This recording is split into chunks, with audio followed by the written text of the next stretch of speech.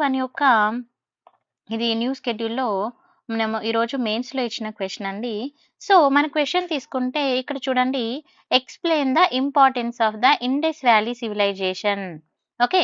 And influencing the cultural, economical and social aspect of the ancient Indian society అన్నారు. So, same question మనము Telugu medium వాళ్ళకి కూడా provide చేయడం జరిగింది. ప్రాచీన భారతీయ సమాజంలోని సాంస్కృతిక, ఆర్థిక, సామాజిక అంశాలను ప్రభావితం చేయడంలో సింధు లోయ నాగరికత యొక్క ప్రాముఖ్యతను వివరించండి. సో, మీకిక్కడ తెలుగు అండ్ ఇంగ్లీష్‌లో 2 లాంగ్వేజ్‌లో ఎక్స్‌ప్లెయిన్ చేస్తాను చూడండి. ఫస్ట్ ఆఫ్ ఆల్ మనకిక్కడ క్వెషన్ దేని గురించి అడిగారు? క్వెషన్ ఏం అడుగుతున్నారు అనేదాన్ని ఎక్కువ ఫోకస్ చేయాలి. ఇక్కడ ఎక్స్‌ప్లెయిన్ అన్నారు అండ్ ఇండస్ వ్యాలీ సివిలైజేషన్ గురించి చెప్పమన్నారు. అండ్ అది కూడా ఇన్‌ఫ్లుయెన్స్ అనేది ఏ విధంగా ఉంది ఇండియన్ సొసైటీ మీద అనే దాన్ని కూడా మనకిక్కడ అడిగారు. సో, మరి అది ఏ విధంగా ఇన్‌ఫ్లుయెన్స్ అన్నారు? కల్చరల్‌గా, ఎకనామికల్‌గా అండ్ సోషల్‌గా. సో, ఈ 3 యాస్పెక్ట్‌లో మనం ఆన్సర్ అనేది రాయాలి. ఫస్ట్ మనం ఇండస్ వ్యాలీ సివిలైజేషన్ అంటే ఏంది అనేది ఫస్ట్ మనం ఏం రాయాలంటే ఇంట్రడక్షన్‌లో రాసుకోవాలి. సో, ఫస్ట్ మరి ఇండస్ వ్యాలీ సివిలైజేషన్ అంటే ఏంటండి? It is also known as what? మనం హరప్పన్ కల్చర్ అని కూడా పిలుస్తాము. And it is the one of the oldest urban civilisation in ancient India. Okay. And మరి ఇది ఎక్కడ ఉంది అని మనము చదువుకున్నామండి. Indus river basin. ఓకేనా. మరి ఇది ప్రెజెంట్ డేస్‌లో ఎక్కడ ఉంది అంటే పాకిస్తాన్, నార్త్ వెస్ట్ ఇండియాలో వస్తుంది. అండ్ మరి ఇది ఏ టైంలో ఉందనేది కూడా మీరు మెన్షన్ చేసుకోవాలి. అండ్ సివిలైజేషన్ తీసుకున్నప్పుడు it's played the very very important role in the shaping the cultural, economical, social life of ancient India. అంటే చాలా రకాల చేంజెస్ అనేది తీసుకురావడం జరిగింది అని చెప్పడం జరుగుతుంది. మరి ఇప్పుడు కల్చరల్ ఇంపార్టెన్స్ చూద్దాం. కల్చరల్ ఇంపార్టెన్స్ తీసుకుంటే ఇక్కడ మనకి ఫస్ట్ అర్బన్ ప్లానింగ్. మనం చాలా జాగ్రత్తగా చూసుకోవచ్చు. ఐవీసీ అనేది చాలా చాలా ఇంపార్టెంట్ ఫర్ అర్బన్ ప్లానింగ్. చాలా డెవలప్డ్‌గా ఉంది. అప్పుడు మనం మొహంజొదరో కానీ, హరప్పా కానీ తీసుకున్నప్పుడు అక్కడ well prepared and well futures అనేవి మనం చూడొచ్చు. బావులు కానీ, లేకపోతే డ్రైనేజ్ సిస్టమ్ కానీ, మనము అడ్వాన్స్‌డ్ వాటర్ మేనేజ్మెంట్ టెక్నిక్స్ కానీ చాలా రకాలుగా మనం ఇక్కడ చూడొచ్చు అన్నట్టుగా. Next script and communication. మరి స్క్రిప్ట్ అండ్ కమ్యూనికేషన్ తీసుకున్నప్పుడు ఏ విధంగా ఉంది అనంటే, ఇక్కడ developed the system of the communication అనేది డెవలప్‌మెంట్ అనేది స్టార్ట్ అయింది. అండ్ లాంగ్వేజ్ అండ్ రైటింగ్ కానీ ఇక్కడ ఏ విధంగా ఉన్నదనేది కూడా మనం ఇక్కడ మెన్షన్ చేసి రాసుకోవచ్చు. ఓకేనా. డిస్బర్స్‌మెంట్ అనేది మనం చూడొచ్చు. నెక్స్ట్ ఆర్టిఫాక్ట్ అండ్ ఇక్కడ ఆర్టిస్ట్రీ. ఆర్టిఫాక్ట్ ఏమున్నాయని తీసుకుంటే మనము ఇక్కడ చూడొచ్చండి. సీల్స్.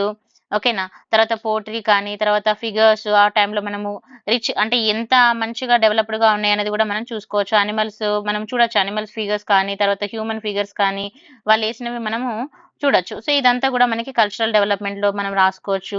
తర్వాత రీజనలిజం అంటే రిలీజియన్ అండ్ రిచువల్స్. మరి రిలీజియన్‌ని ఫాలో అయ్యేవారు, ఏం రిచువల్స్ ఫాలో అయ్యేవారు అనేది కూడా మనం చూసుకోవాలి. వాళ్ళు ఎక్కువగా తీసుకుంటే రిచువల్ ప్రాక్టీస్ అనేది మనం చూడొచ్చండి.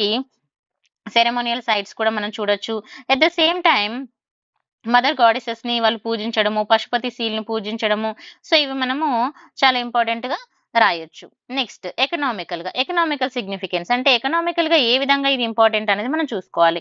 ఎకనామికల్ తీసుకున్నప్పుడు ట్రేడ్ నెట్‌వర్క్. ఇప్పుడు మనకి ట్రేడ్ అనేది ఎప్పుడు స్టార్ట్ అయింది? ఎలా స్టార్ట్ అయింది? వాళ్ళు ఏ విధంగా ట్రేడింగ్ చేసేవాళ్ళు అనేది మనం చూసుకోవాలి. ఇప్పుడు మనం ఐవీసీ తీసుకున్నప్పుడు ట్రేడ్ లింక్స్ అని ఏ విధంగా ఉన్నవి? ఎక్కడి నుంచి ఉన్నది? మెసోపొటామియా అండ్ సెంట్రల్ ఏషియా నుండి మనకి అరేబియన్ పెనిన్సులా అంటే ఏ ఏరియా నుంచి ఏ ఏరియాకి డెవలప్డ్‌గా వీళ్ళు అంటే ట్రేడింగ్ అనేది చేసేవారు అనేది ఒకటి మనం చూసుకోవాలి. అండ్ మరి ట్రేడ్స్‌లో మెయిన్ ఇంపార్టెంట్ థింగ్స్ వాళ్ళు ఎక్కువగా యూజ్ చేసేవాళ్ళు. తర్వాత ఎవిడెన్సెస్ మనం ఎక్కడ కనుక్కున్నాం అనేది కూడా రాసుకోవాలి. చూడండి evidences by the discovery of the sum goods ఎక్కడ లైక్ ఈ బీడ్స్ కానీ, సెరామిక్స్ కానీ, తర్వాత మెటల్స్ కానీ మనము ఎవిడెన్సెస్‌గా మనం కనుక్కోవడం జరిగింది. సో, మీరు ఎగ్జాంపుల్‌గా రాసుకుంటే బావుంటుంది. Next agriculture practice. మరి అగ్రికల్చర్ అనేది ఏ విధంగా ఉంది ఐవీసీ టైంలో? మరి అది ఏ విధంగా ఇన్‌ఫ్లూయెన్స్ చూపిస్తుంది అనేది కూడా మనం రాసుకోవాలి. మనం ఎక్కువ తీసుకుంటే ఇక్కడ వీట్, బార్లీ, కాటన్ కల్టివేషన్ అనేది మనం చూడొచ్చండి. అండ్ అడ్వాన్స్‌డ్ ఇరిగేషన్ సిస్టమ్ అనేది మనకు ఆల్రెడీ డెవలప్డ్‌గా ఉంది. ఓకేనా. Next craftsmanship and industry. Industries తీసుకున్నప్పుడు ఇక్కడ క్రాఫ్ట్‌మెన్ అన్నప్పుడు మనము ఇక్కడ పోట్రీ చాలా మంచి పోట్రీ అయితే వాళ్ళు తయారు చేసేవాళ్ళు. కుండలు మీరు చూస్తారు కదా. సో, చాలా డిజైన్‌గా చాలా మంచిగా చేయడము అదొకటి మనం చూడొచ్చు. తర్వాత ఇంకోటి మెటల్ వర్క్ అనేది ఇక్కడ మనం చెప్పొచ్చు. తర్వాత టెక్స్‌టైల్ కూడా ఇక్కడ వెరీ వెరీ ఇంపార్టెంట్ అండి.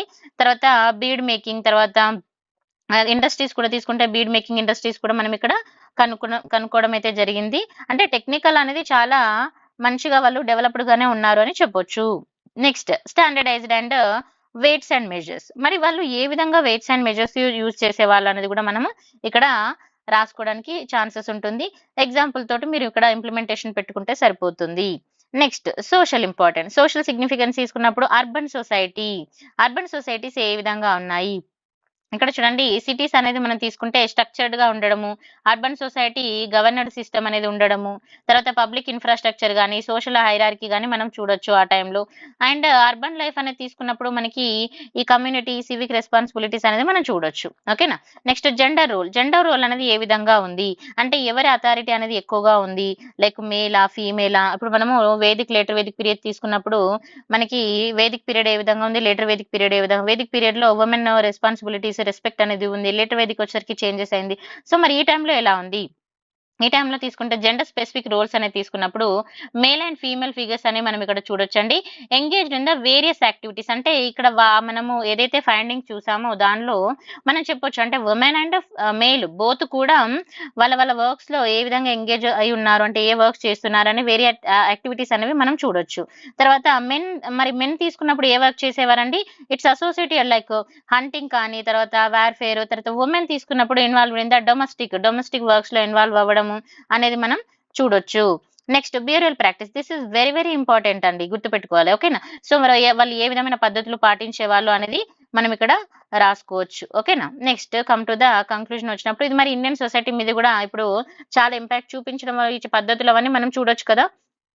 సో అది కూడా మెన్షన్ చేసుకోవాలి. ప్రతి పాయింట్ కూడా ద ఆర్గనైజేషన్ ఆఫ్ ద ఇది ఏ విధంగా ఇంపాక్ట్ చూపిస్తుంది అన్న దాన్ని మనం యాడ్ చేసుకుంటాము. ఓకేనా. సో నేను ప్రతి పాయింట్కి మీకు లాస్ట్లో ఇక్కడ యాడ్ చేయడం జరిగింది, అది ఒకటి చూసుకోవాలి. మరి కంక్లూజన్కి వస్తే ఇండస్ వ్యాలీ సివిలైజేషన్ అనేది ఇది మనకి చాలా అప్పుడు అంటే ఏన్షియంట్ ఇండియన్ సొసైటీ తీసుకున్నప్పుడు ఇప్పటికీ కూడా ఈ కల్చరల్ కానీ ఎకనామికల్ డెవలప్మెంట్ కానీ మనము అంటే ఇది ఒక షేపింగ్ అని చెప్పొచ్చు. అంటే ఒక మనకి ఈ రోజు డెవలప్మెంట్కి ఇది ఒక పునాది లాగా మనం చెప్పొచ్చు అన్నట్టుగా. ఓకేనా. సో అది మనం చూసుకోవాలి. మరి ఇది నేను ఇప్పుడు ఇంగ్లీష్ మీడియంలో ఎక్స్ప్లెయిన్ చేశాను. If come to the Telugu medium, ఇప్పుడు మరి తెలుగు మీడియంలోకి వస్తే మనం ఏ విధంగా చేయాలి అనేది చూద్దాం. ఓకేనా. సో చూద్దామండి.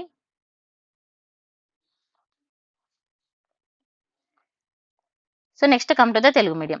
ప్రాచీన భారతీయ సమాజంలో సాంస్కృతిక ఆర్థిక సామాజిక అంశాలను ప్రభావితం చేయడంలో సింధు లోయ నాగరికత యొక్క ప్రాముఖ్యతను వివరించండి అన్నారు.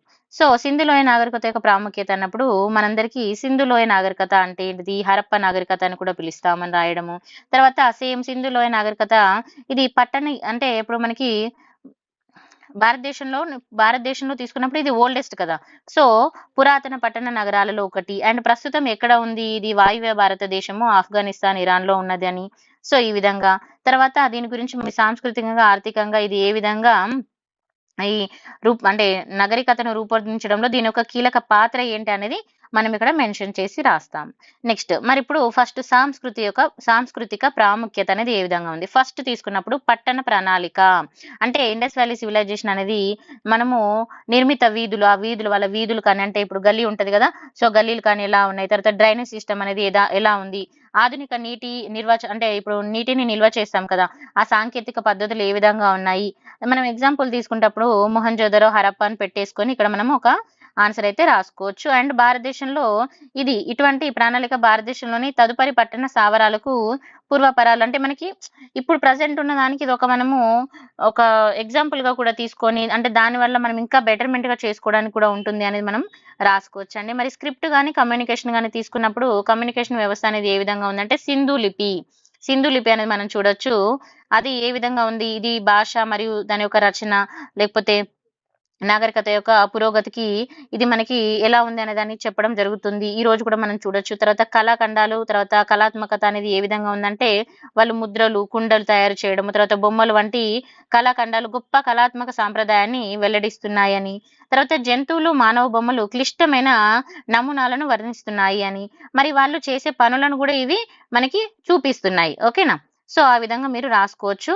నెక్స్ట్ మతం కానీ ఆచారాలను తీసుకున్నప్పుడు వారు దేవతలను అండ్ ఆచార పద్ధతులను వాళ్ళు పాటించే వాళ్ళని, ఇది ఒకటి పాయింట్. మనము అంటే ఏ వ్యవస్థను నమ్మే వాళ్ళనేది మాతృదేవతని నమ్మడము, పశుపతి ముద్రలను పూజించడము, అగ్ని బలులు, ఇవన్నీ కూడా మనము ఉదాహరణలుగా పెట్టుకొని రాయొచ్చు. అండ్ భారతీయ ఆధ్యాత్మికత గురించి ఇది చాలా అర్థవంతంగా మనకు తెలియజేస్తుంది. మన ఆర్థిక ప్రాముఖ్యత తీసుకున్నప్పుడు ఇక్కడ ట్రేడ్ నెట్వర్క్స్ ఏమున్నవి ఏమని అంటే ఇక్కడ మధ్య ఆసియా అరేబియా ద్వీపకల్ప మనము ప్రాంతంలో తీసుకున్నప్పుడు వీరు ఎక్కువగా అరేబియా ద్వీపకల్పం లాంటి ప్రాంతాలతో ఏం చేసేవాళ్ళు, ట్రేడింగ్ చేసేవాళ్ళు. మరి ట్రేడింగ్ లో సంబంధించిన ఎలాంటి వస్తువులను చేసేవాళ్ళు అని అంటే వాణిజ్యానికి సంబంధించి పూసలు, సెరామిక్స్, తర్వాత లోహాలు ఇలాంటి వాటిని వాళ్ళు వ్యాపారం చేయడం అనేది జరిగింది. తర్వాత వ్యవసాయ పద్ధతులు తీసుకున్నప్పుడు వీళ్ళు మన గోధుమ, బార్లీ, పత్తి సాగు వంటివి ఎక్కువగా చేసేవారు. ఇది ఆధునిక నీటిపారుదల వ్యవస్థ అనేది కూడా వీళ్ళది చాలా సమర్థవంతంగా ఉంది. అది మనకి ఈ రోజు కూడా మన భారత ఆర్థిక స్థిరత్వానికి దోహదపడుతుందని చెప్పొచ్చు. మరి హస్తకళ అండ్ పరిశ్రమ తీసుకున్నప్పుడు కుండలు, లోహపు పనులు, తర్వాత వస్త్రాల ఉత్పత్తిలో నైపుణ్యం అనేది మనం హస్తకళ గురించి స్పష్టంగా చెప్పొచ్చు. సో ఆ పాయింట్ ఎగ్జాంపుల్ గా రాసుకోండి. పూసల తయారీ, ఇట్లా వాళ్ళు వేసుకునే కొన్ని పూసల దండలు ఉంటాయి కదా, వాటి తయారీ కానీ ఇవన్నీ కూడా మనము చెప్పొచ్చు. తర్వాత ప్రణాళిక మరియు బరువులు, కొలతలు ఏ విధంగా ఉండేది అనేది కూడా మనం ఇక్కడ చూడొచ్చండి. ఇది ఏ విధంగా ఉంది అనేది కూడా మనకి ఇక్కడ ఇంపార్టెంట్ అన్నట్టుగా. ఓకేనా? సో చూద్దాం. సో నెక్స్ట్ ప్రణాళిక బరువు మరియు కొలతలు అన్నప్పుడు అంటే ఏ విధంగా వాళ్ళు ప్రణాళిక బరువులను కొలిచేవాళ్ళు, కొలతలు ఏ విధంగా ఉండేదనేది ఇక్కడ ఒక పాయింట్ మనం యాడ్ చేసుకోవచ్చండి. ఇలా అంటే ఇటువంటి ఏకరూప నాగరికత యొక్క సరిహద్దుల లోపాలు, తర్వాత వెలుపల వ్యాపార వాణిజ్యాలు కానీ ఏ విధంగా ఉన్నాయి, ఇవి ఏ విధంగా యూజ్ అయ్యాయి అనే దాన్ని మనం ఇక్కడ రాసుకోవచ్చు. తర్వాత సామాజిక ప్రాముఖ్యత తీసుకున్నప్పుడు అర్బన్ సొసైటీ అనేది ఏ విధంగా ఉంది, ఓకేనా? అర్బన్ సొసైటీ అనేది ఏ విధంగా ఉంది, ప్రణాళికబద్ధమైన నగరాల ఉనికి అనేది ఏ విధంగా ఉంది, పబ్లిక్ ఇన్ఫ్రాస్ట్రక్చర్ అనేది సామాజిక సోపాన క్రమంలో అంటే నిర్మాణాత్మక పట్టణ సమాజాన్ని ఏ విధంగా ఇది సూచిస్తుంది అనేది రాసుకోవచ్చు. తర్వాత లింగధారిక నియమాలు అనేవి ఏ విధంగా ఉన్నాయి అంటే ఇప్పుడు మనకి మెన్ అండ్ విమెన్ ఉంటారు కదా, సో వాళ్ళని ఏ విధంగా అంటే రెస్పెక్ట్ కానీ సొసైటీలో అండ్ వాళ్ళ యొక్క మనము కళాఖండాలు చూడొచ్చు. లైక్ ఈ పెయింటింగ్స్ ఉంటాయి కదా, సో వాటిని మనము చూడొచ్చు అన్నట్టుగా. పురుషులైతే వేటాడడం అండ్ యుద్ధంతో సంబంధించిన సింబల్స్ మనం చూడొచ్చు. మహిళలైతే గృహం అంటే ఇంటి పనులు చేసుకుంటున్న సింబల్స్ అయితే మనం చూడొచ్చు. నెక్స్ట్ సమాధి పద్ధతులు తీసుకున్నప్పుడు శ్మశాన వాటికలు, సమాధి ఇది చాలా ఇంపార్టెంట్ అన్నట్టుగా. సో వాళ్ళు ఏ విధమైన పద్ధతులు పాటించేది అనేది కూడా మనం ఎగ్జాంపుల్ గా తీసుకొని రాసుకోవచ్చు. నెక్స్ట్ ముగింపుకు వచ్చినప్పుడు ఇక్కడ సింధు లోయ నాగరికత అనేది భారతదేశ నాగరికత యొక్క చాతుర్యం మరియు విజయాలకు నిదర్శనంగా నిలుస్తుంది. అండ్ సాంస్కృతిక, ఆర్థిక, సామాజిక ప్రాముఖ్యతకు ఇది ఒక అద్దం పడుతుంది అన్నట్టుగా మనం అయితే దీన్ని కంక్లూషన్ చేసుకోవచ్చండి. సో ఇది బోత్ తెలుగు అండ్ ఇంగ్లీష్ మీడియంలో ఎక్స్ప్లెనేషన్. సో మీకు ఏదైనా డౌట్ ఉన్నా కూడా మీరు అడగొచ్చు. మీకు ఈ వీడియో నచ్చితే లైక్, షేర్ అండ్ సబ్స్క్రైబ్ చేయండి. నేను ఇది ఎగ్జామ్ వరకు కూడా కంటిన్యూ చేస్తాను. సో డైలీ 1 క్వశ్చన్ అయితే చేస్తామండి. Thank you.